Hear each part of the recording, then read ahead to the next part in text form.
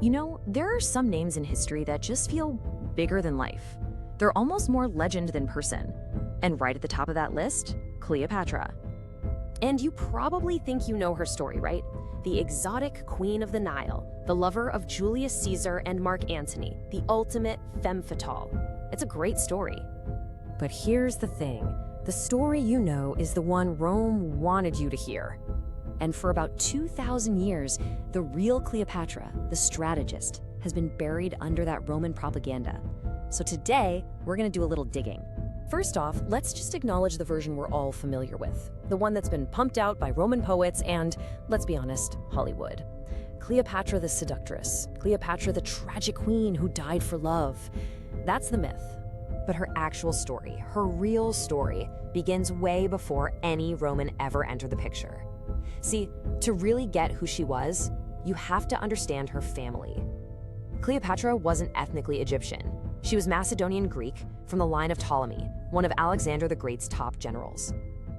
For 300 years, her dynasty ruled Egypt as, essentially, foreigners. They spoke Greek, and get this, they never bothered to learn the language of the people they ruled. But Cleopatra, well, she was different. She was the very first and the only ruler in her entire 3-century-long dynasty who actually learned the Egyptian language. And that was just the beginning. It was just one of 9 languages she mastered. 9. And look, this wasn't just some hobby for her. This was a strategic arsenal. She had her native Greek, of course, Egyptian, to finally connect with her own people, Latin, the language of the world's rising superpower, Rome. And the others? They were the languages of every major power player and trading partner in the region. This wasn't a princess. This was a CEO preparing for a global takeover. And she had to use that mind of hers almost immediately. At just 18, she's made co-ruler with her little brother, who's only 10. But by 21, his powerful advisors, who just couldn't stomach a woman being in charge, force her out. They push her into exile. So what does she do? Does she go hide? Nope. She goes right to Egypt's border, raises her own army, and prepares for a full-blown civil war to take back what was hers. And remember, this is all before she ever even met a Roman. Which brings us to the part of her life we think we know so well, her relationships with Caesar and Antony. But these weren't just love affairs, they were incredibly high-stakes political alliances. Take the famous story of her being smuggled to Caesar, rolled up in a carpet.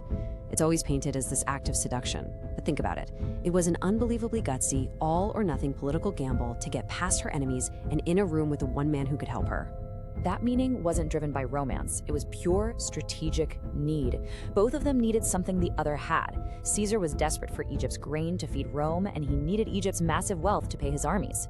He needed a stable, loyal ally in the east. And what did Cleopatra need? She needed Rome's military muscle to crush her brother's forces, secure her throne, and, most importantly, protect Egypt from being swallowed whole by Rome. It was a brilliant, mutually beneficial political maneuver. Then, after Caesar was assassinated, Cleopatra had to pivot again. She sided with Mark Antony, who now controlled the whole eastern half of the Roman Empire. And their partnership shows just how massive their ambitions were. At this huge public event called the Donations of Alexandria, they basically laid out a blueprint for a brand new Eastern Empire. They're handing out kingdoms to their kids, and this is the big one, they declare Cleopatra Queen of Kings and her son, by Caesar, Caesarion, King of Kings. Now, to Antony's rival Octavian back in Rome, this wasn't just a party. This was a direct threat. This was a declaration of a rival empire. And that move, that audacious claim, is what sparks the final war. Octavian's forces crush Antony and Cleopatra's at the Battle of Actium. Antony takes his own life, Cleopatra is captured, and Octavian, now the undisputed master of the world, has one single, all-consuming goal for her: to parade her through the streets of Rome in golden chains. It would be his triumph, the ultimate symbol that he had conquered her and conquered Egypt.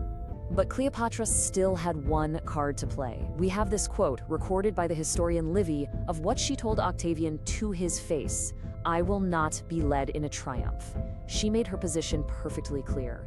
When she found out he was planning to ship her to Rome anyway, she made her final strategic move. Her death wasn't the sad end of a love story, it was the last defiant act of a queen, her final act of control to deny her enemy his greatest victory. So if all of this is true, why is this the first time many of us are hearing it? Well, it's simple. Rome won the war, and the victors always get to write the history books. And you have to understand why they wrote the story they did.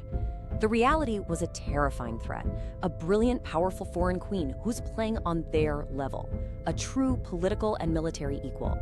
That idea is dangerous to an empire like Rome. So what's the myth they created? A scheming foreign seductress who used her wiles to corrupt good, noble Roman men. See how that flips the script? In that story, Rome is the victim. It was a much safer, much more useful narrative for them. And it's the one that has stuck for 2,000 years. So now you know what they buried. And it kind of makes you wonder, doesn't it?